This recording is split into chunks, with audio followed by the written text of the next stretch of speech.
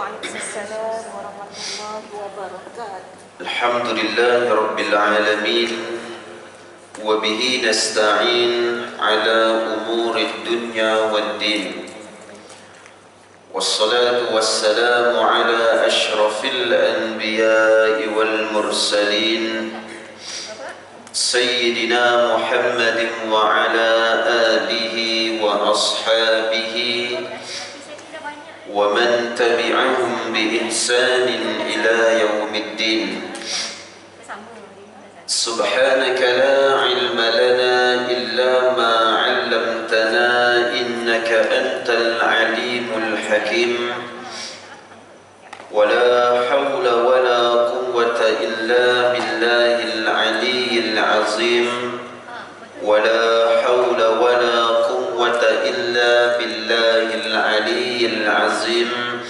Wa la hawla wa la quwwata illa billahil aliyyil azim. Ballagha ar-risalata adda al-amanah wa khasafa al-ummah wa nasaha al-ummah wa jahada fillahi alladhina amanu haqqa jihadih hatta atana al-yaqin. Rabbi yassir wa la tu'assir wa tammim bil khair ya rabbal alamin. Amma ba'du.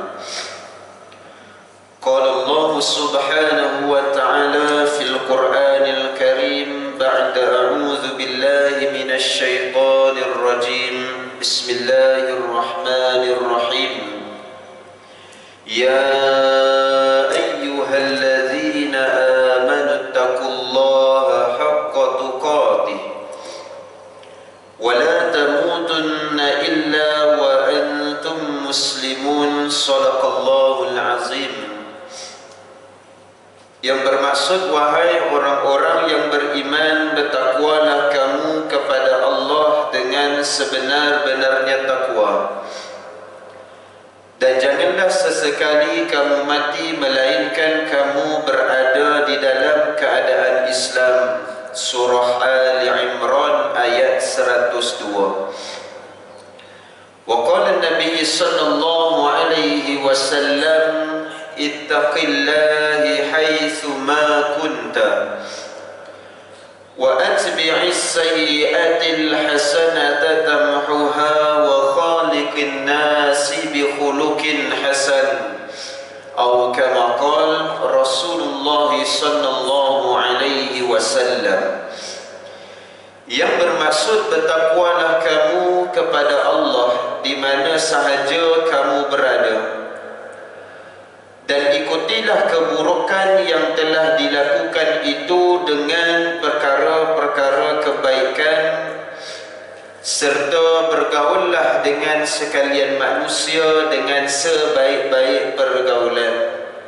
Alhamdulillah, saya hormati kepada seluruh jawatan kuasa muslimat, penggerak surau, dan juga seterusnya kepada semua sekali ibu-ibu, para jemaah muslimat yang dirahmati serta dimuliakan Allah Subhanahu wa taala sekalian. Alhamdulillah, pertama dan selamanya kita bersama-sama merafakkan setinggi-tinggi syukur kepada Allah Subhanahu wa taala yang tidak terhingga, kerana di atas kenikmatan yang masih lagi diizinkan kepada kita, dapatlah kita bersama-sama hadir untuk menuntut ilmu Allah Subhanahu wa taala yang tidak ada penghujungnya di dalam kehidupan kita ini. Dan selagi mana kita bernama sebagai manusia ataupun selagi kita masih hidup di atas muka bumi Allah, selagi itulah tidak hentinya untuk kita belajar dan terus sentiasa menuntut ilmu Allah Subhanahu wa taala agar menjadi petunjuk di dunia dan penyelamat di hari akhirat nanti. Walaupun minggu ni kita agak, orang kata, berkurangan sedikit, kan minggu-minggu cuti biasalah, cuti sekolah, kan anak-anak baru cuti dan sebagainya, balik kampung dan mana-mana pergi berjalan. Tapi tak apa, dengan jumlah yang ada ni pun tak jadi masalah. Pernah kuliah 2, 3, 4 orang pun jalan para jemaah sekalian. Cakap sendiri dah rasa. Dia rasa cakap sendiri 2, 3, 4 orang dia. Tapi tak apa, okey biasa tu. Baik, para jemaah dirahmati Allah Subhanahu wa taala. Pada pagi ini kita sambung perbincangan kita daripada kitab Al-Kabair ataupun dosa-dosa besar. Dalam perbincangan kita, kita sentuh dulu berkaitan dengan daripada kitab muka surat 15. Sebelum kita sambung sedikit lagi, yang pernah kita bincangkan sebelum daripada ni berkaitan dengan jenis sihir antara yang terdapat dan yang kebiasaannya. Baik, pada muka surat 15 di bahagian bawah, iaitu hadis yang diriwayatkan daripada Abu Musa radhiyallahu anhu bahawa Nabi sallallahu alaihi wasallam bersabda, "Salasatun la yadkhuluna al-jannah, mudminu khamrin wa qati'u rahimin wa musaddiqun bis-sihri." Yang mana hadis ini bermaksud ada 3 golongan yang tidak akan masuk ke dalam syurga. Yang pertamanya iaitu mudminu khamrin, penagih arak, orang yang gemar sentiasa dalam kehidupannya dengan meminum arak. Walaupun apatah lagi hadis ini sebut khusus kepada orang-orang yang beragama Islam. Jangan kita nampak, ada ke orang Islam minum arak? Ada, para jemaah sekalian. Duk simpan dekat dalam botol, dalam peti ais tu, berbotol-botol araknya, para jemaah dirahmati Allah. Masih ada hari ini. Baik, yang kedua, waqati'u rahimin, iaitu orang yang memutuskan hubungan persaudaraan. Persaudaraan iaitu termasuklah di antaranya kaum kerabat. Makna kaum kerabat antara yang ditafsirkan ialah daripada kalangan ahli keluarga yang terdekat dan sesiapa sahaja yang ada perhubungan tali kekeluargaan. Itu antara makna yang disebutkan sebagai kaum kerabat. Termasuklah juga qati'ur rahimin ini memutuskan persaudaraan, iaitu dengan luar daripada ahli keluarga, jiran tetangga, sahabat handai, rakan-rakan, kenalan-kenalan yang pernah kita bersilaturrahim terutamanya. Ini nanti kita akan sampai dalam bab tajuk perbincangan dosa besar bagi orang yang memutuskan silaturahim. Baik, dan yang ketiganya inilah yang disebutkan musaddiqun bis-sihri, iaitu orang yang membenarkan sihir. Termasuklah dalam kategori salasatul la yadkhulunal jannah, takkan masuk dalam syurga. Makna kata orang yang membenarkan sihir ni, dia tak buat tapi dia dengar cerita saja, lalu cerita itu dia membenarkan. Para jemaah sekalian, dengar kawan tu duk cerita caranya macam ni, gayanya begitu, kaedah yang dia buat gini, lepas tu dia dengar, dia jadi rasa tertarik. Bila tertarik, dia mempercayai dan dia membenarkan. Dia belum cerita buat lagi. Buat ni apatah lagi dah termasuk dalam kategori dosa-dosa besar. Ini dia baru membenarkan, maka termasuklah dalam kategori tersebut. Sebab itu kenalah berhati-hati dalam kehidupan kita. Bila kita mendengar cerita tentang seseorang tu, dia cerita ada kelebihan itu, dapat ini dan sebagainya, lepas tu dengar pula daripada sudut kaedah cara dia. Dia cerita kaedah, aku dapat ni, aku buat jumpa orang ni, aku dapat cara ni, aku buat cara ni, macam ni. Cara tu jangan terlalu awal mudah untuk kita membenarkan. Kita selidik dahulu, gaya cerita dia macam ada unsur-unsur sihir, maka jangan terlalu mudah untuk mempercayai, melainkan betul-betul dengan usaha dia. Kita nampak dan tahu, dengar khabar berita tentang usaha dia, tapi dengar dia tak berapa sangat, tapi tiba-tiba nampak lain macam. Benda-benda yang sebegini yang perlu kita berhati-hati. Baik, yang seterusnya, hadis ini diriwayatkan oleh Imam Ahmad di dalam musnadnya, dan diriwayatkan daripada Ibnu Mas'ud secara marfu' yang berbunyi ar-ruqa wat tabaim wattiwalatu syirkun, yang bermaksud jampi-jampi, yakni yang menggunakan nama-nama berhala dan syaitan, tangkal-tangkal dan sihir pengasih, ialah perbuatan syirik. Hadis riwayat Ahmad dan juga Abu Dawud. Dan kalimah at-tiwala pada hadis tadi ialah sejenis sihir untuk menjadikan isteri sayang kepada suaminya. Manakala kalimah at-tamimah ialah tangkal yang dipercayai boleh menghalang kejahatan ain, iaitu pandangan mata. Benda perkara yang sebegini adalah termasuk dalam dosa besar juga, walaupun sejenis tangkal yang menghalang kejahatan daripada pandangan mata. Makna kata dia nak minta perlindungan daripada perkara-perkara yang buruk terkena dekat dia. Pandangan mata ni terutamanya ain. Ain, pandangan mata ni. Ada orang dia duk amal ilmu gitu, ilmu ain, ilmu pandangan mata, yang mana bila dia pandang seseorang ataupun wallah alam, tak tahu jangan tanya macam mana gaya pandangnya, wallah alam tak tahu, kan.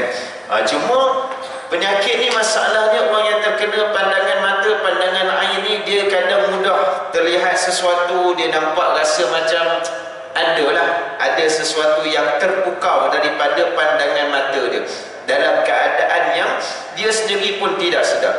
Contoh, dia nak minta perlindungan daripada pandangan mata, masalah ain, ataupun perlindungan daripada apa saja, tapi menggunakan dengan tangkal pun dikira sebagai dosa. Kerana dalam kaedah fiqh, matlamat tidak menghalalkan cara.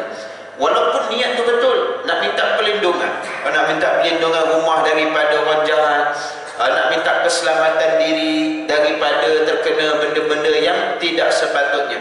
Tetapi dengan kaedah yang dilakukan, usaha yang dilakukan nak menyelamatkan diri itu adalah caranya pun tak kena dengan agama, pun tak boleh juga. Mengapa mesti menggunakan tangkal, tidak menggunakan dengan amalan-amalan lain yang diajarkan dalam agama? Bacaan-bacaan daripada ayat-ayat Quran banyak kita boleh amal. Baca maksurat, baca manzil, baca ayatul kursi, paling mudah dan paling simple kita boleh amal dalam kehidupan kita. Jadi tak perlu sampai kepada tahap menggunakan benda-benda yang syirik, walaupun tujuannya itu adalah tujuan yang baik. Baik para jemaah dirahmati Allah Subhanahu wa taala sekalian, ketahuilah bahawa banyak dosa besar, bahkan kebanyakannya kecuali sedikit, tidak diketahui oleh ramai umat Islam tentang keharamannya, serta tegahan dan ancaman buruk tentangnya tidak sampai kepada mereka. Maka kategori manusia ini terdapat penelitian. Seorang alim tidak boleh menghukum orang yang jahil secara tergesa-gesa. Sebaliknya perlu berlembut dengannya dan mengajarkan kepadanya ilmu yang dikurniakan oleh Allah.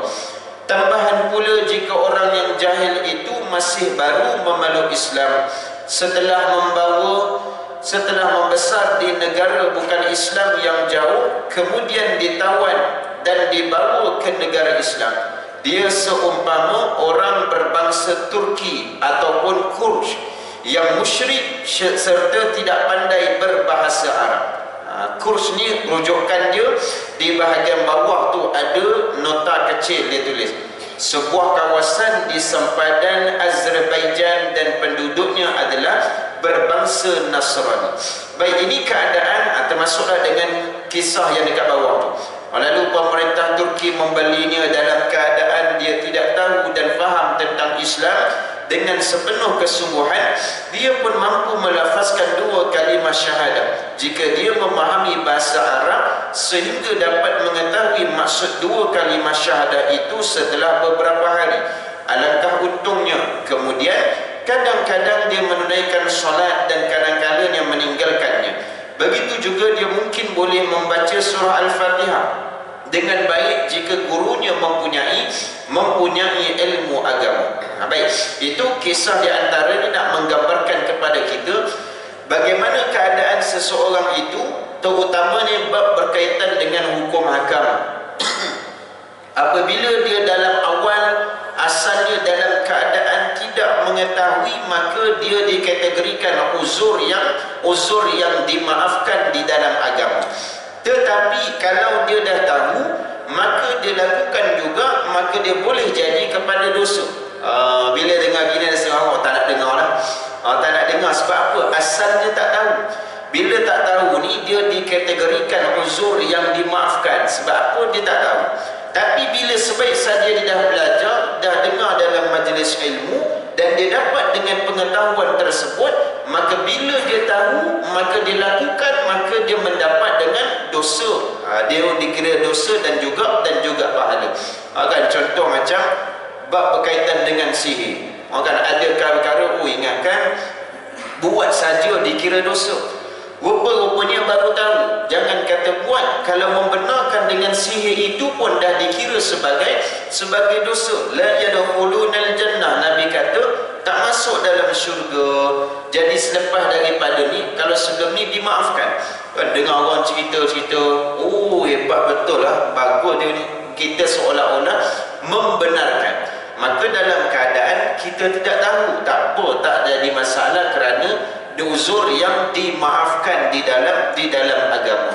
Tapi lepas kita dah tahu, lepas daripada ni, bila dengar kita juga membenarkan dengan penyataan penceritaan tersebut, maka barulah kita terlibat dengan perkara yang berdosa.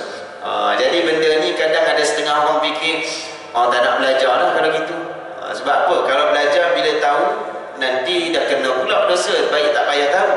Jangan fikir gitu pula. Kan kalau kita sampai bila kita tahap begitu saja, tak nak ada penambahbaikan dari sudut ilmu agama kita. Itu pun masalah juga para jemaah sekalian. Baik, ya saya.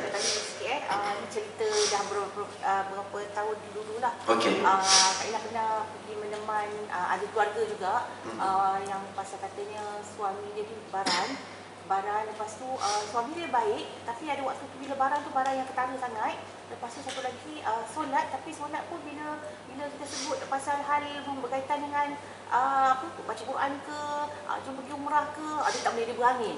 Jadi dia biarkan barang yang ni. Jadi sampai satu tahap tu agak isteri dia dah tak tahan, dia tak ingat pergi meneman ke, dia kata ni satu ustaz ni, tapi tak adalah yang kata macam buat benda-benda tangkap-tangkap tu tak ada, tapi macam ambil dia minta baju si suami ni, dan isteri pun pergi tanpa pengetahuan suami. Jadi pergi macam berubat lah kan. Itu dikirakan macam berdosa juga ke Ustaz? Tapi Kak Ina tak rasa lah kata Ustaz tu ada bagi tangkal-tangkal apa, tak adalah. Cuma dia bagi macam bila dia minta baju je, lepas tu Kak Ina tak ingat apa makanan ke Allah kan. Macam tapi dia bacaan Quran, kita pun dulu tak berapa tahu sangat kan. Tapi teringat balik je lah benda ni bila dah belajar benda ni kan. Supaya dengan harapannya suami tu jadi lembut hati lah. Itu tujuan dia. Sekarang okey kan? Tak juga. Tak pasti, tak juga. Itu. So kategori macam mana tu Wallahualam, kalau dia meyakini dengan orang yang jumpa, dia yakin, dan dari sudut sikoh ni dipercayai mungkin orang tu, mungkin sangkaan kita ni pun insya-Allah lah betul lah orangnya. Kan sebabnya yalah, hari ni banyak macam pernah saya sebut sebelum daripada ni, kalau bukan secara official, maknanya contoh macam perubatan Islam, Darus Syifa, Tibbun Nabawi, itu semua di antara nama-nama yang familiar. Tapi setengah tu kadang kita jumpa orang yang orang tu pun kalau kita tahu memang dia belajar betul, okey, tapi yang kita tak tahu, yang kita tak tahu ni yang bimbang sikit. Bimbang sebab tu kadang ada setengah orang bila jumpa, ada juga orang jumpa, Ustaz boleh tak tolong anak saya dia baru bila sebelum pergi umrah hari tu di Bangi Avenue, ada satu surau kecil dekat kawasan taman Bangi Avenue sana. Dia jumpa pasal apa dah, ada cerita masalah, boleh Ustaz buatkan ni, jumpa dia sikit anak saya ni, tolonglah buat sesuatu.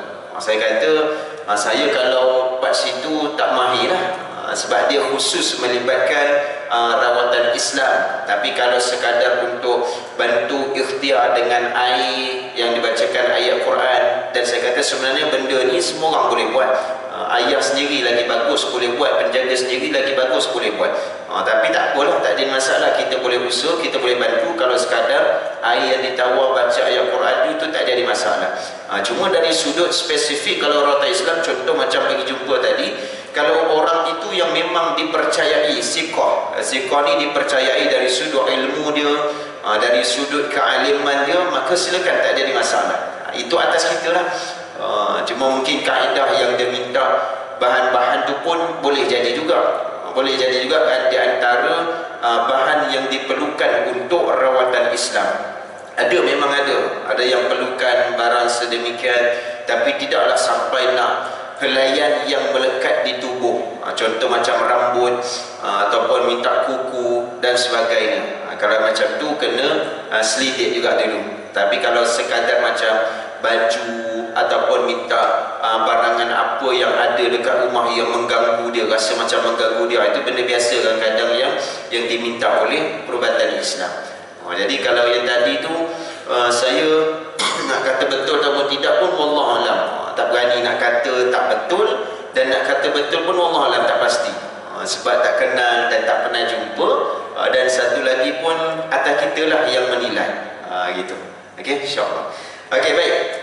Yang seterusnya kita masuk sikitlah berkaitan dengan jenis sihir. Baik, yang tadi itu dalam muka surat 16 dan juga muka surat 17. Itu untuk bacaan kita berkaitan dengan nak simpulkan kisah berkaitan dengan bagaimana terjatuhnya sesuatu hukum, terutamanya daripada dalam keadaan yang tidak tahu kepada tahu.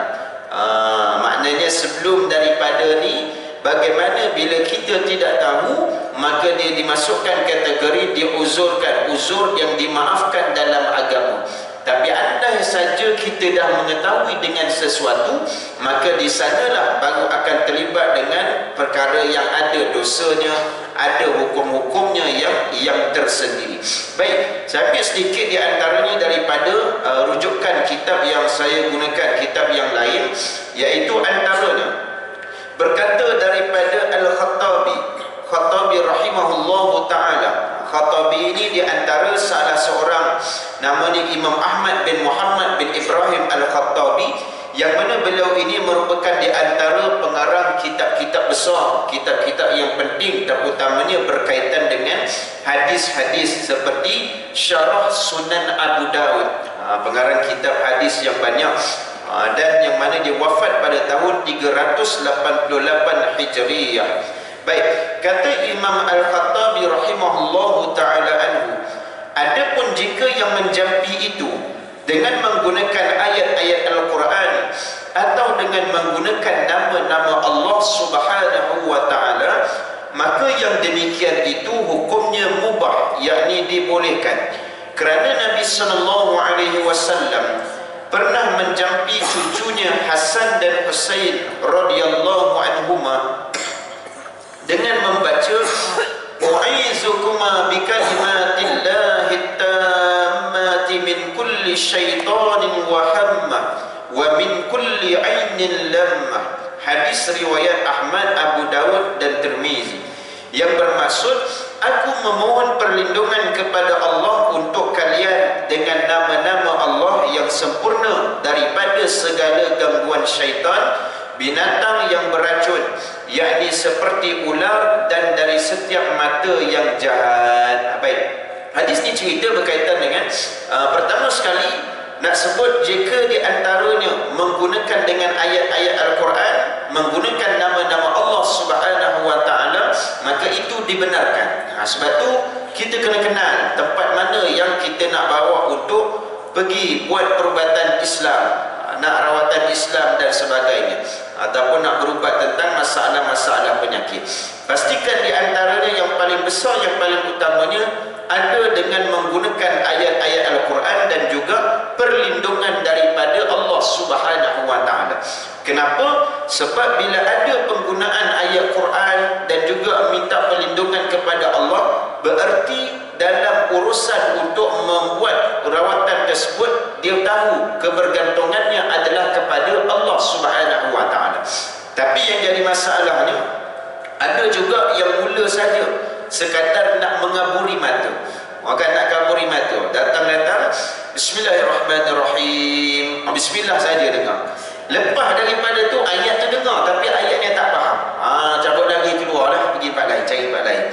Sebab apa? Dia kadang-kadang pandai. Hari ni zaman moden, orang-orang buat rawatan ni pun kadang dia pandai bijak juga. Antara dia guna nama-nama yang ada nama Islamik di hadapan, antara ni bila dah jumpa tu pula, dia awalnya bersungguh baca doa, dia awalnya dengan bismillah, tapi selepas daripada tu tak tahu, pelik-pelik dah bahasa-bahasa yang keluar. Kerana apa? Untuk mengaburi mata pada peringkat awal. Jadi benda-benda ni ya, kita pula tak faham. Kita pula tak faham. Dengar-dengar tahu ujung habis dia dah baca-baca ayat apa bahasa taqabbalallahu minkum. Tiba-tiba keluar gitu pula. Betul lah tu, betul lah tu. Kan? Kita dengar ada minkum, tu pernah dengar, ayat biasa dengar. Jadi key point dia, carilah tempat-tempat yang orang kata mudah dipercayai, yang memang orang kata boleh kita faham. Kalau yang boleh faham ni maknanya kita nak kena dengar. Jadi yang mana kita nampak okey itulah para jemaah sekalian. Jangan yang pelik-pelik. Orang kan nama pun jarang-jarang tak pernah dengar, ataupun bahasa mudah sebelum nak pergi tanya dulu orang-orang yang kita tahu. Tanya, Ustaz, nama ni pernah dengar tak? Dalam sebab ada masalah sekian-sekian nak bawa pergi rawatan Islam. Jadi nama ni ada tak? Ataupun pusat perubatan ni okey tak? Tanyalah orang sepatutnya, mungkin boleh tahu sedikit sebanyak berkaitan kisah kalau tak pernah dengar ke, ataupun suruh pergi tempat lain dan sebagainya. Baik, yang doa ni boleh juga kita amalkan dalam kehidupan kita. Tak apa, nanti saya snap gambar ataupun saya type, saya bagi dan boleh forwardkan. Ini ada dalam hadis yang mana Nabi SAW sendiri pun menggunakan membaca ayat ini untuk apa dia? Cucunya Hasan dan Husain. Untuk apa dia? Minta perlindungan pada Allah. Dan dia sebenarnya ayat ni, ayat yang dibaca oleh Nabi dan ada dalam Quran ni semua bahasa rawatan Islam dia tak sebut jampi. Kalau sebut jampi tu dia nampak macam pelik. Tapi sebenarnya itulah doa yang kita amalkan. Macam ayat kursi itu pun boleh jadi di antara, kalau nak sebut bahasa jampi tadi macam tu lah juga. Cuma kita tak nampak benda tu secara spesifik. Dia punya kegunaan, kelebihan dalam amalan kehidupan, terutamanya dalam bab nak minta perlindungan daripada perkara-perkara yang tak elok. Kita nampak nak minta perlindungan perkara yang tak elok ni je, mesti ada benda-benda yang lain, mesti ada ayat-ayat yang lain. Sebenarnya dalam Quran itu banyak yang boleh kita amal dan boleh kita hafal. Kita boleh jadikan itu sebagai perlindungan. Okey, baik. Yang seterusnya para jemaah dirahmati Allah Subhanahu wa taala sekalian. Baik, kita ambil sentuh sedikit berkaitan dengan jenis sihir yang kita berhenti hari itu para jemaah sekalian. Baik, jenis sihir yang berikutnya ialah sambungan pada yang ketujuh. Sebelum ni 1 sampai 5 kita dah bincang. Yang ketujuh adalah sihir gila. Sihir gila. Sihir gila ini ialah keadaannya mangsa akan menjadi sasau dan meracau, lalu bertempik, kebingungan, kadang-kadang tidak menyedarkan diri. Mata mangsa terbeliak dan juga melilau di tahap yang kritikal, berjalan yang tidak ada arah tujuan, dan tidur yang tidak menentu, dan mula ingin berada pada tempat yang gelap. Ni jenis di antara yang terkena dengan sihir gila. Sampaikan tahap berjalan pun tak ada arah tujuan. Jalan nak gimana tak tahu nak gimana. Kan jalan kaki seorang nampak macam nak kata tak betul, nampak waras lagi, dia tak gila lagi. Tapi ada sesuatu yang telah menguasai pada diri dia, yang mungkin dihantar oleh orang ataupun mungkin dilakukan oleh orang kepada dia, yang dihantar dengan sihir itu adalah sihir gila. Sampai suka menyendiri, duduk berada di dalam tempat yang gelap. Okey, baik, ini sihir gila. Termasuklah kerap kali diserang dengan sawan, adanya kelumpuhan pada kerap kali bila masanya mata jadi terbeliak dan juga tidur menjadi tidak menentu. Time orang tidur waktu normal dia berjaga. Time orang berjaga waktu normal fitrah manusia di siang hari, sebagaimana yang Allah sebut wa ja'alnal laila libasa wa ja'alnan nahara ma'asha. Kan Allah jadikan dalam fitrah kehidupan kita ni cantik dah. Ja'alnal laila libasa, dijadikan malam itu adalah selimut bagi kamu. Selimut ni bermakna tidur bagi kita. Waktu malam kita tidur. Waj'alna an-nahara ma'asha, dan dijadikan siang itu ash, iaitu hidup untuk kamu. Siang standard normal adalah untuk kita bekerja, untuk buat apa-apa saja, segala aktiviti. Malam jadi tidur, tapi setengahnya kadang dia jadi tidur tak menentu. Waktu malam yang tidur jadi jaga, yang jadi waktu siang jaga ni dia rasa nak tidur saja. Tapi jangan kira dengan orang yang baru balik umrah. Orang baru balik umrah kadang dia nak dapatkan mood dia balik tu malam jadi berjaga. Sebab apa? Sana 5 jam lambat daripada waktu kita. Saya ni pun ngantuk ni waktu siang ni. Tengah masa ngantuk lagi. Baru balik hari Rabu hari tu. Baru balik Rabu. Jadi malam jadi rasa tak boleh nak tidur lagi. Itu bukan sihir gila. Itu nak dapatkan perubahan waktu, timingnya belum kena lagi. Mungkin minggu depan baru okey. Okey, baik. Itu berkaitan dengan sihir gila. Baik. Yang ke-8, sihir sakit anggota badan. Tandanya mengalami sakit yang berpanjangan pada salah satu anggota badan dan kerap kali diserang sawan, mengalami kelumpuhan pada salah satu anggota tubuh, melumpuhkan semangat dalam melakukan aktiviti seharian. Sihir sakit anggota badan ni pun di antara yang kebanyakannya mangsa-mangsa yang terkena hari ini. Terutamanya kadang dia berniaga tapi tak hantar sihir perniagaan, dia hantar sihir sakit anggota badan. Tujuannya apa? Bila kena dengan sihir sakit anggota badan ni, dia akan sentiasa rasa sakit sepanjang hari, sepanjang masa, menjadikan dia tak boleh nak buat kerja macam biasa. Nak berniaga balik tak boleh. Ada masa sebelum ni, masa saya duduk di Nilai, jiran sebelah rumah, dia ada berniaga goreng pisang. Ada kalau dulu sebelum ni dekat bahagian tepi jalan sempadan di antara Nilai tu, dia ada pernah berniaga masa sebelum PKP, berniaga dia dekat situ.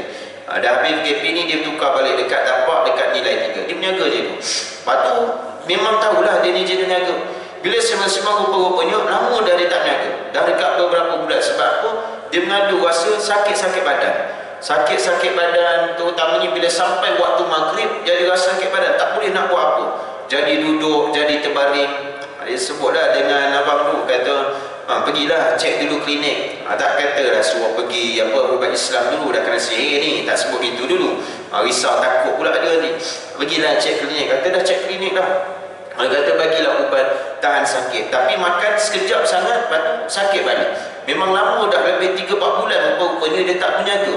Orang kan kita nampak dia memang kat sebelah rumah tu memang ada lori, kadang ada pisang dan sebagainya.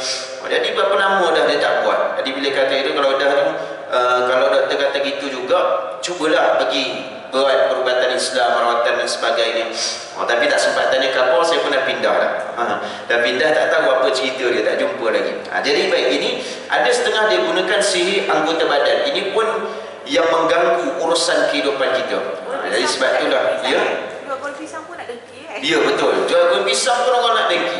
Orang nampak macam kaya sangat, tapi tak tahu macam mana keadaan orang jual goreng pisang. Kadang hari ini kalau dekat kawasan kampung tu okey lagi. Kalau kita ni kadang boleh kira 50 sen, ada 150 sen, 4-2 ringgit. Sekadar itu sehari tu bila sembang tanya, kadang dapat pun 100 lebih tu kira banyak dapat tu.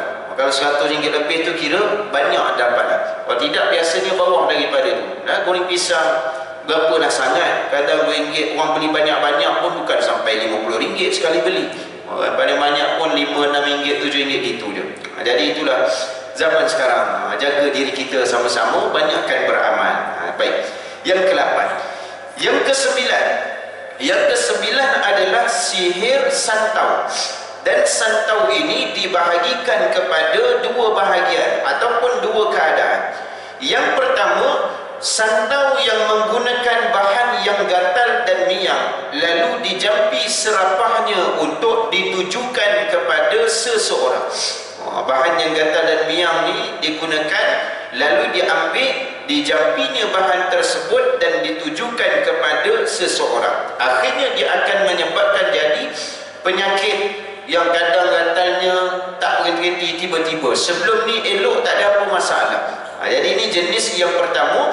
Dan jenis yang kedua ialah Santau yang menggunakan bahan miang bisa terdiri dari lipan yang baru, daripada bisa ular, ubur-ubur, ulat mati, berangan dan sebagainya. Ini dahsyat, dia menggunakan haiwan. Ada setengah kita ingat, setengahnya dia tidak menggunakan gambar saja. Gambar itu saja adalah di antaranya yang pernah kita bincang sebelum daripada ni. Dapat gambar seorang tersebut, maka disantaunya. Dan ada setengah juga dia boleh menggunakan dengan bahan. Menggunakan dengan bahan, dia dapat tahu nama penuh orang tersebut. Nama penuh, contoh nama kita siapa, bin siapa, ataupun setengahnya tu dibinkan ataupun dibintikan kepada maknya. Yang itu saya tak tahu bagaimana dari sudut dia punya pendetailan penjelasan kenapa dibin ataupun dibintikan kepada maknya, tidak seperti asal seperti binkan kepada bapanya. Jadi kadang setengah cukup dengan sekadar itu, lalu digunakan dengan bahan yang bisa, iaitu daripada haiwan, terutamanya lipan baru, daripada bisa ular. Jadi ini semua keadaan-keadaan tersebut lalu digaul dan diperam dengan beberapa bulan dan dihantar kepada yang ingin dituju tanpa dibaca. Tanda-tandanya ialah gatal, batuk berdarah dan miang seluruh tubuh badan, terutamanya menjelang waktu senja, dan batuk berdarah serta kulit membengkak pecah dan berair disertai dengan rasa bisu. Biasanya jikalau sekiranya tahap yang kritikal, seseorang tersebut akan nampak kebiruan dan juga kehitaman pada jari jemarinya. Allahu Akbar. Kita dengar pun tersiksa para jemaah sekalian. Dia punya gatal sampai jadi rasa bisu dia lah. Jadi benda ni nak kata, nak cerita lebih pun tak tahu, sebab kita tak lalui dan kita pun tak alami. Cuma dari sudut awal ni, cukuplah itu sekadar ilmu untuk kita.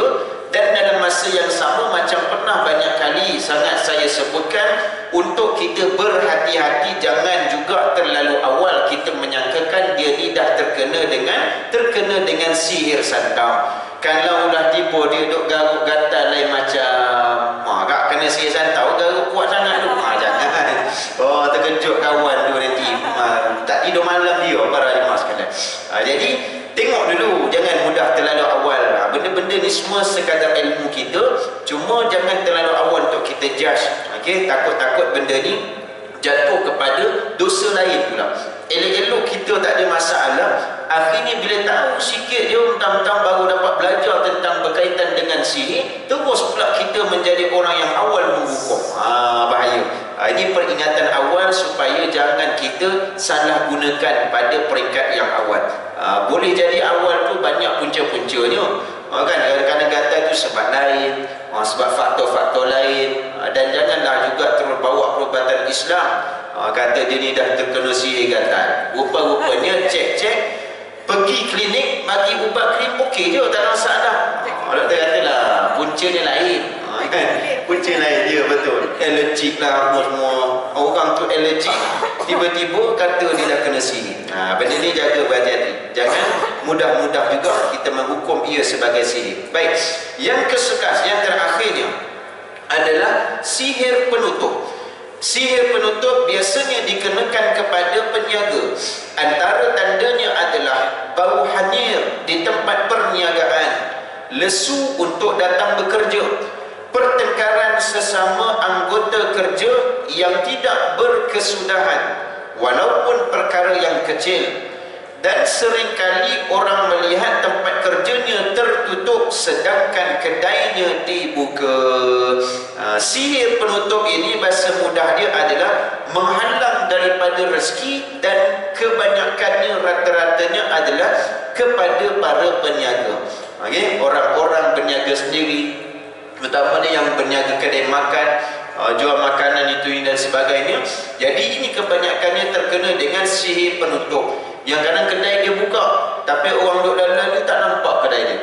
Sampai orang call tanya, kat tak buka kedai ke hari ni? Saya buka, tak nampak pun angkat punya kedai.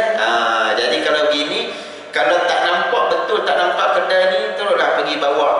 Usahalah ikhtiar dengan cara rawatan Islam. Sebab kita tengoklah juga, kalau kedai tak nampak tu bukan penyakit dia jumpa doktor. Bukan nak jumpa doktor pun nak cerita apa pun tak tahu. Kalau gitu jelaslah pergilah tempat rawatan Islam, pengenlah ustaz dan sebagainya, suruh apa baca sedikit, buat pagar ataupun ruqyah. Ruqyah pagar ni sebenarnya senang kalau kita boleh buat benda ni sendiri para jemaah sekalian. Ada dengan apa mandian bidara ataupun air bidara, campurkan dengan air biasa di dalam satu beldi, lepas tu ambil letak dalam botol yang boleh dispray, dan spray itu pastikan spray yang ada menajam di bahagian depan ni yang boleh adjust tu, tajam dia, dengan spray yang semburan halus, semburan yang tajam. Mulalah daripada bahagian awal pintu masuk sampai mengelilingi bermula sebelah ke kanan. Spray sambung pada dinding, sambil tu baca ayat kursi, jangan berhenti. Maksudnya pada dinding semua, segala jenis dinding, mula daripada kalau pintu masuk kita sebelah kanan ada dinding, sampailah pergi ke dapur, lepas tu sampai masuk ke dalam bilik, dan cantiknya buka semua pintu dan tingkap-tingkap. Spray sembuh baca ayat kursi, tapi yang baldi air itu sentiasa bawa. Sentiasa bawa, bila dah habis nanti terus masukkan balik, tambah dan sambung lagi ulang. Mula daripada di bahagian sebelah kanan. Benda ni sebenarnya kita boleh buat, cuma kadang kita tak tahu dia punya kaedah, cara dan apa yang boleh digunakan. Dan letaklah dengan apa, lada hitam campur dengan garam di setiap penjuru ataupun ditaburkan. Tabur dengan banyak-banyak, tabur adalah sekadarnya saja daripada setiap laluan bahagian dinding yang kita spray tersebut. Benda ni di antara ikhtiar yang mudah kalau kita boleh nak buat untuk rumah kita sendiri. Orang kata macam pagar rumah, lebih kurang gitulah. Baik, tu banyak cara. Ada setengah tu dengan cara apa, baca ayat surah Al-Baqarah, baca di setiap penjuru. Sebelum tu dimulai dengan azan untuk setiap penjuru. Baik, jadi dia macam-macam kaedah, macam-macam cara. Baik, itu yang terakhirnya berkaitan dengan sihir penutup. Jadi nak sebutnya berkaitan dengan sihir penutup ni kadang banyak faktor. Dari sudut orang tak nampak kedai, kadang-kadang masalah kecil dengan pekerja-pekerja pun tak selesai. Ada saja yang tak kena, walaupun benda tu kita rasa simple je, tak ada masalah pun. Jadi benda ni semualah yang akhirnya menghalang daripada rezeki-rezeki orang yang berniaga ini, para jemaah dirahmati Allah. Tetapi dalam masa yang sama tak dinafikan, banyak yang berlaku hari ini sihir penutup ini adalah di antara sesama orang Melayu dan beragama Islam. Itu masalah yang menyedihkan. Orang Cina tak dengar cerita. Tak dengar cerita sesama Cina, saya punya kedai kena sihir. Tak dengar para jemaah sekalian. Kadang-kadang dia siap, tak ada masalah lagi. Kedai sebelah-sebelah walaupun kedai yang sama, tapi mereka pakat, aku tak ada benda ni, kau bagi jual benda ni. Aku dah jual benda ni, yang aku tak ada ni, yang ni kau jual. Okey, tak apa, kita ni sama-sama. Kalau ada customer tanya nak benda ni, aku tak ada, aku bagi tahu dekat kedai kau. Dan kalau orang datang ke kedai aku ada benda ni, orang nak tanya yang lain yang aku tak ada, aku bagi tahu dekat kedai kau ada. Siap, boleh, bagus begitu. Tapi masalah kita ni, Allah Akbar, kadang tu tak ada dekat kedai dia, kedai sebelah tu ada, tapi tak nak bagi tahu. Kedai saya tak ada, kedai sebelah tanya ada tak, saya tak tahu kedai sebelah ada ke tak. Kita tanya lah, kalau ni rasanya tak ada, siap bagi tahu lagi tak ada. Setengah ni sampai tahap itu. Sebab apa? Tak nak betapa, tak tahulah macam mana dalam hati ni. Sedangkan tak apalah rezeki para jemaah sekalian, kita bagi tahu orang, lepas tu sampai masa ni kita fikir gitu je, orang pun akan bantu juga untuk kita, rezeki untuk kita para jemaah sekalian. Tapi wallah alam, sebab tu nak berniaga ni pun biar betul-betul kena sama-sama bantu-membantu. Roh Islam tu pun kena ada sebagai seorang peniaga. Baik, yang seterusnya kita masuk pada bab yang keempat. Kita sentuh sikit bab yang keempat. Baik, habis kita cerita tentang bab sihir. Baik, yang keempat pada muka surat 19 yang bertajuk dosa bagi tarakus solat ataupun meninggalkan solat. Dalam dosa meninggalkan solat ni, nanti kita akan lihat juga beberapa huraian-huraian yang menarik berkaitan dengan meninggalkan solat. Bukan setakat kita tahu tak solat itu berdosa, tetapi ada huraian yang lain yang dikira juga sebagai dosa kerana ia berkaitan dengan solat. Baik, firman Allah Subhanahu wa taala di dalam surah Maryam pada ayat 59 hingga 60, yang bermaksud kemudian mereka digantikan oleh keturunan-keturunan yang mencuaikan solat dan menurut hawa nafsu, yakni dengan melakukan maksiat, maka mereka akan menghadapi azab, yakni di dalam neraka, kecuali orang-orang yang bertaubat, beriman dan beramal soleh. Mereka itu akan masuk ke dalam syurga dan tidak akan dizalimi sama sekali. Yang seterusnya firman Allah Ta'ala, fawailul lil musallin alladzina hum an salatihim sahun, yang bermaksud kecelakaan besar bagi orang-orang yang bersolat, iaitu mereka yang lalai daripada menyempurnakan solatnya. Baik, daripada dua ayat rujukan ini kita lihat bahawasanya solat ini adalah merupakan pertalian di antara hamba dengan Tuhannya ataupun pencipta, iaitu Allah. Dan ini saya rujuk pada huraian yang berikutnya yang lain, yang mana orang memutuskan pertalian itu dikira berdosa besar, apatah lagi jika mengingkari dengan kewajipannya atau memperkecil-kecilkan orang yang mengikat pertalian itu hingga boleh dianggap sebagai kafir jika tidak segera bertaubat dan kembali kepada Allah Subhanahu wa Ta'ala. Baik, perkara yang pertama sekali kita maklum, solat ini adalah merupakan pertalian di antara hamba dengan pencipta. Bahasa mudah ibaratnya, kalau masa hidup kita di atas dunia, yang nak menghubungkan kita di antara manusia sesama manusia, apa dia? Kita ada telefon bimbit, kita ada WhatsApp dan sebagainya. Tetapi nak menghubungkan di antara hamba dengan pencipta di mana? Di dalam solat. Jadi sebab itu simple, mudah kita nak faham, siapa yang jaga pertalian berkaitan dengan solat, berarti dia sedang menjaga pertalian perhubungannya dengan Allah Subhanahu wa Ta'ala. Yang tak jaga solat berarti dia sedang memutuskan pertalian, connection di antara dia sebagai hamba dengan Allah Subhanahu wa Ta'ala. Itu perkara yang pertama, mudah untuk kita faham. Dan yang keduanya daripada ayat bahagian rujukan awal yang pertama tadi, ialah nak ceritakan bahawasanya orang-orang yang tinggalkan solat berdosa besar, termasuklah juga dengan apa dia? Orang yang memperkecil-kecilkan terhadap orang yang mengikat pertalian itu hingga boleh dianggap sebagai kafir. Tinggalkan satu part lagi dia memperkecil-kecilkan. Kawan tu tengah rajin solat, tiba-tiba dia merendah-rendahkan tentang apa yang kawan tu buat. Solat kuat mana? Solat kuat pun hidup macam ni juga. Tengok kau tak kaya-kaya pun, tengok aku tak solat. Tak solat tapi nampak hidup boleh, ada duit yang banyak.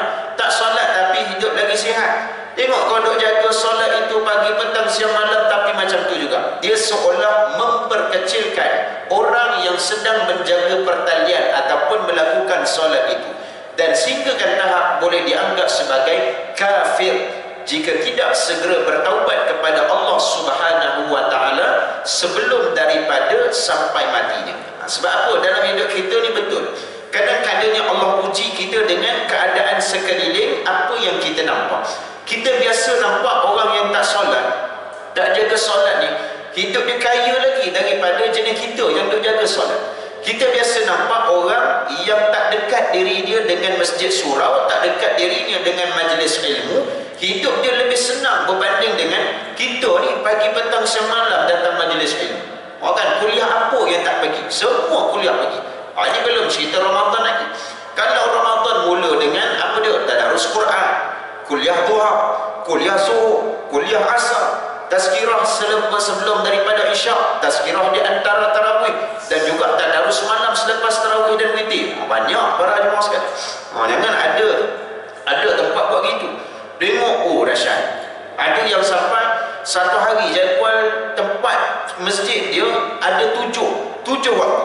Terutamanya bila tiba musim-musim yang tertentu. Contoh macam ni, musim Isra Mi'raj, musim nuzul Quran, dalam pertengahan Ramadan dan sebagainya. Ada sampai 7. Bila tadi 7 tu, apa dia 7? Kita buat duk mikir. Biasa standard kuliah subuh, zuhur, lepas tu maghrib lah, ataupun lepas daripada isyak. Setakat tu je biasa. Rupa bila nak tengok kuliah subuh satu, habis daripada subuh dia ada kuliah zuhur. Sebelum kuliah zuhur tu ada kuliah duha. Kuliah duha tu pula dia ada dua bahagian. 9 sampai 10 pagi satu punya kuliah duha, 10.30 sampai 11.30 satu punya kuliah duha. Oh gitu.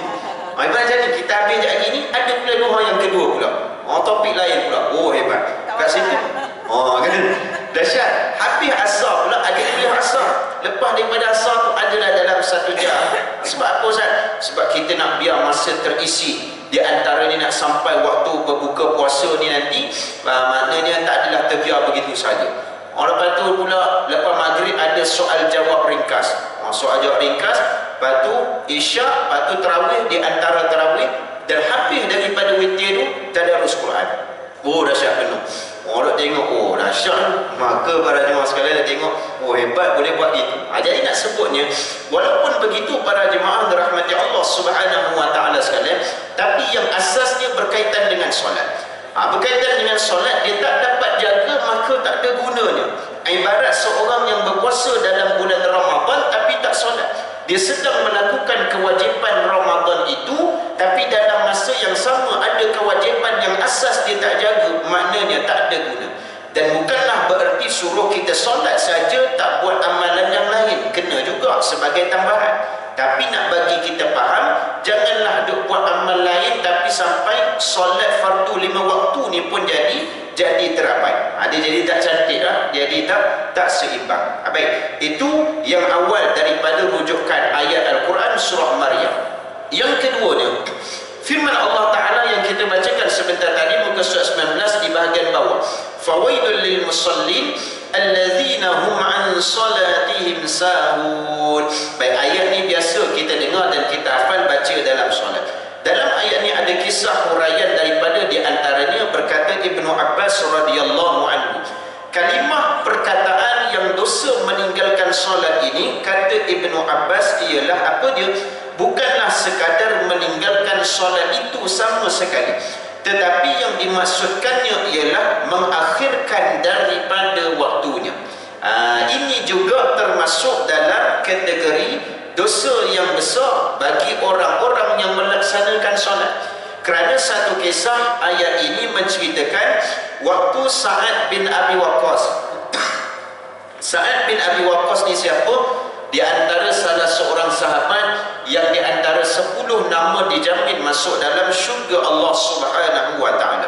Sa'ad bin Abi Waqqas satu hari datang bertanya kepada Rasulullah sallallahu alaihi wasallam. Dia tanya, wahai Rasulullah, bagaimanakah yang dikatakan dengan solatihim sahun, solat-solat orang yang leka, orang-orang yang lalai? Dalam masa yang sama mereka ini mendirikan solat lalu dicelakakan oleh Allah. Fawailul lil musallin, untuk orang-orang yang solat. Lalu Rasulullah jawab, beritahu kepada Sa'ad bin Abi Waqqas, ialah apa dia? Yang dimaksudkan leka dan lalai di dalam solat ini adalah mereka yang mengakhirkan waktu solat itu sehingga masuk kepada waktu yang lain. Dan Nabi bagi tahu lagi, mereka ini tetap dinamakan golongan al-musallin, tetap dinamakan orang yang bersolat, tetapi mereka diancam oleh Allah Subhanahu wa taala kerana solat yang dilakukan itu masuk pada waktu yang lainnya. Ibaratnya dia buat solat zuhur, solat tak? Dia solat zuhur, bukan tak solat. Tapi zuhur itu dibuat dalam waktu asar.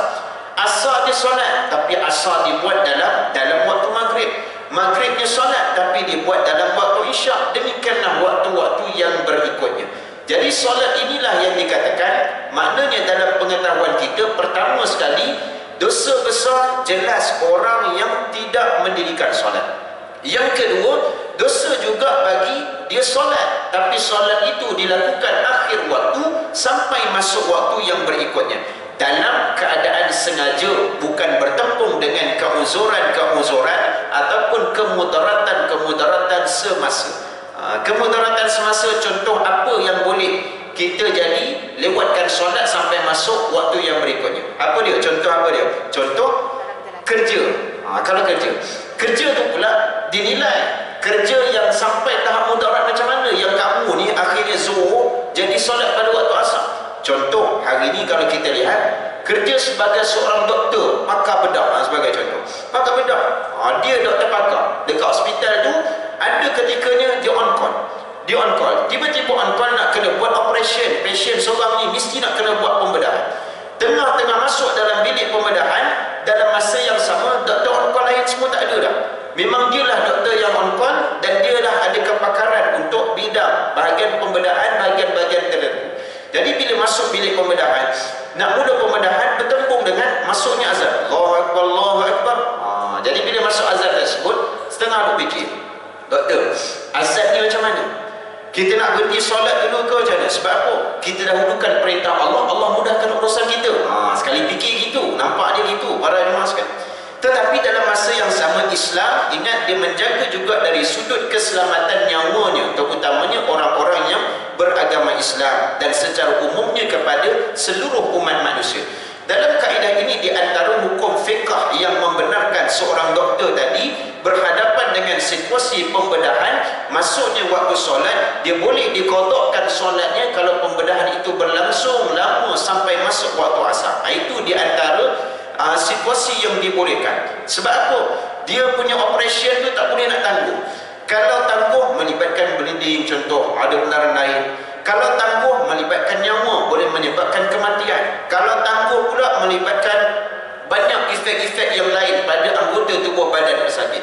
Jadi di sana selamatkan nyawa itu terlebih dahulu, maka akhir nanti barulah boleh dikodok dengan solat.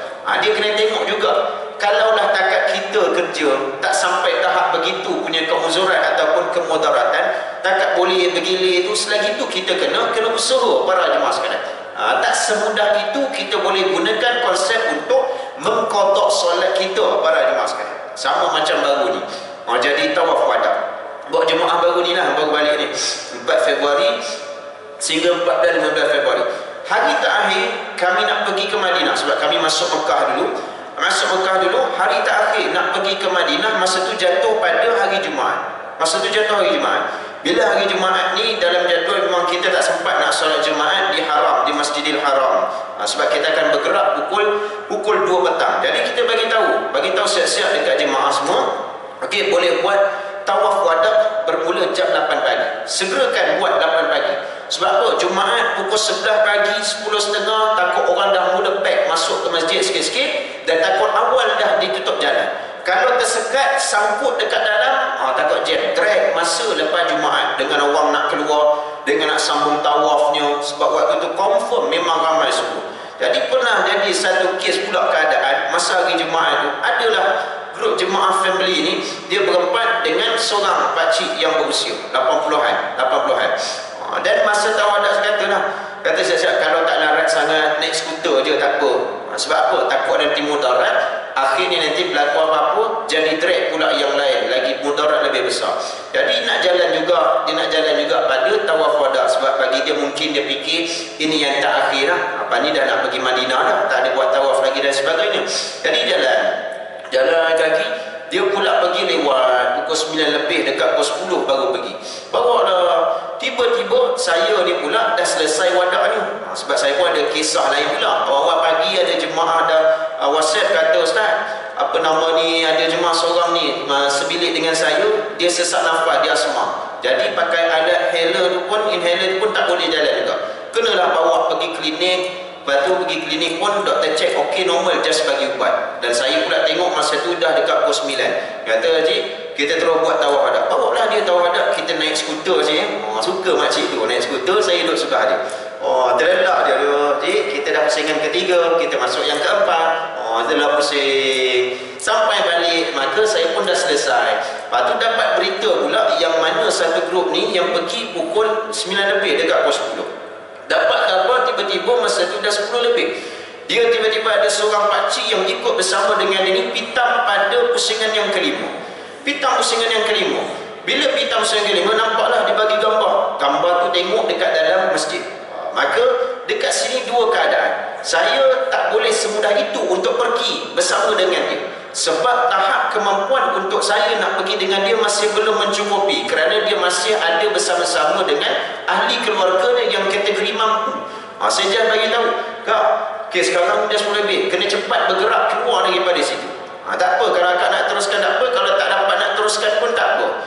sebab yang pakcik ni keadaan dia dah pusingan kelima jadi pitam, gugur tawaf wada untuk dia. Sebab tawaf wada ni selagi boleh usaha ada wheelchair, naik wheelchair. Bahasa mudah paling last minimum sampai tak boleh bangun, barulah gugur tawaf wada dia. Jadi dalam keadaan gitu, gugurlah dia punya tawaf wada. Bawa cik ni keluar cepat daripada situ, carilah yang ada wheelchair ataupun minta dengan petugas masjid, mungkin dia minta bayaran sikit, bawa ke ajian emergency dekat dengan bahagian dataran, turun ke bawah pergi. Sebab apa? Mungkin bila tanya-tanya rupanya malam tak makan, pagi pun makan sikit saja, lepas tu keadaannya pula demam, jadi nak kena masuk air. Pergi masuk air cepat, sebab kejap lagi nanti lepas Jumaat kita nak ke Madinah, takut nanti tertinggal tak dapat nak pergi bergerak sama. Alah tak tahu kisah macam mana para jemaah sekalian. Saya pun dah beberapa sebelum lebih tu, saya dah dekat hotel lah, call-call tak angkat, rupa-rupanya dia duk musung. Dia tak pergi. Sebab apa? Dia kata tak jumpa wheelchair. Wheelchair tak jumpa, dah dekat Jumaat, para orang sibuk semua. Dan lepas tu pula dia pun tak tahu nak arah ke mana para jemaah sekalian. Dia usung lah, ada anak lelaki tu usung bawa sampai hotel, masuk dekat bilik curah dengan air. Lama-lama tu nampak okey lah. Saya datang kat bilik lepas solat Jumaat di hotel tu, lepas tu tengok keadaan dia, nampak okey, stabil. Jadi nak sebutnya sama macam begitu. Nak sebut poin dekat sini ialah selagi mana hukum itu, keadaan itu kita boleh, tidak semudah itu untuk kita diusurkan diri kita. Macam solat, selagi mana ada masa dan kerja yang kita lakukan itu tidak sampai pada tahap yang darurat ataupun keadaan yang mengizinkan, maka selagi itulah kena usaha. Melainkan keadaan-keadaan yang tertentu, macam contoh yang kerja doktor, macam contoh kerja yang sangat kritikal melibatkan nyawa, kalau tak teruskan juga melibatkan nyawa orang ni pula, melibatkan mudarat yang lain pula. Jadi itu keadaan yang dibolehkan untuk qada. Kalau saja-saja tak boleh, para jemaah sekalian, tak cukup syarat kemampuan ni lagi. Jadi begitulah umpama mudah cerita kita nak faham. Baik, jadi para jemaah dirahmati Allah Subhanahu wa taala sekalian, insya-Allah nanti kita akan sambung pada bulan hadapan bulan 3. Kita tukar pada 18 hari bulan 3. 18 bulan 3 sebab asalnya minggu kedua, tapi saya maklumkan ada pengurusan jenazah kalau tak silap. Sudah bulan tu dia anjak pada 18 hari bulan 3 nanti, insya-Allah. Baik, jadi sekadar itu saja untuk pagi ini. Moga-moga kita dapat manfaat bersama dan moga-moga Allah berikan kekuatan kepada diri kita untuk sentiasa berada di dalam majlis ilmu ini sehinggalah akhir hayat kita nanti, insya-Allah. Wallahu alam. Yang baik dari Allah, yang lemah dan kurang itu pada diri saya mohon ampun dan maaf. Aku qouli hadza wa astaghfirullahal azim li wa lakum. A'udzubillahi minasyaitonir rajim. Bismillahirrahmanirrahim. Alhamdulillahi rabbil alamin, wassalatu wassalamu ala asyrafil anbiya wal mursalin wa ala alihi wa sahbihi ajma'in. Allahumma ij'al jam'ana hadha jam'an marhuma wa tafarruqana min ba'dihi tafarruqan ma'suma. ولا تجعل اللهم فينا ولا معنا ولا من يتبعنا شقيا ولا مطرودا ولا محروما. اللهم بارك لنا في رجب وشعبان وبلغنا رمضان وارزقنا في ليلة القدر خير من ألف شهر يا أرحم الراحمين ويا مجيب السائلين. ربنا آتنا في الدنيا حسنة وفي الآخرة حسنة وقنا عذاب النار. وصلى الله على سيدنا محمد وعلى آله وصحبه وبارك وسلم والحمد لله رب العالمين. تقبل الله منا ومنكم. السلام عليكم ورحمة الله.